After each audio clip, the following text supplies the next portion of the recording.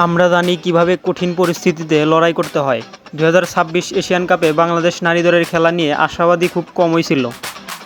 কারণ বাংলাদেশের প্রতিপক্ষ ছিল বাহরাইন, মিয়ানমারের মতো শক্তিশালী দল। তারা র্যাঙ্কিংয়ে বাংলাদেশের চেয়ে অনেক উপরে। সব বাধা শেষ পর্যন্ত এশিয়ান কাপের মূল পর্বের টিকিট কাটল বাংলাদেশ।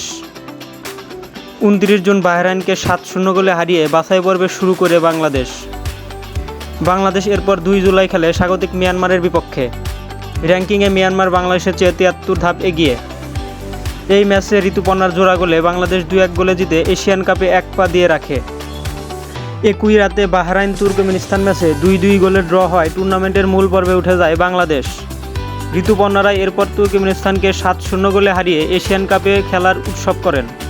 মিয়ানমারে 3-3 করা বাংলাদেশ নারী ফুটবল দল দেশে ফিরেছে গত রাতে। দেশে ফেরার পর মধ্যরাতে হাতিরঝিলের এসপি থিয়েটারে ঋতুপর্ণাদের সংবর্ধনা দেওয়া হয়। অনুষ্ঠানে ঋতুপর্ণা বলেন, ফুটবল কোনো ব্যক্তিগত খেলা নয়।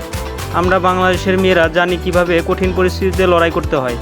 আমাদের প্রতি বিশ্বাস রাখবেন। আমরা আপনাদের নিরাশ করব না। শুধু এশিয়া নয়, বাংলাদেশকে বিশ্বমঞ্চে নিয়ে যেতে চাই আমরা।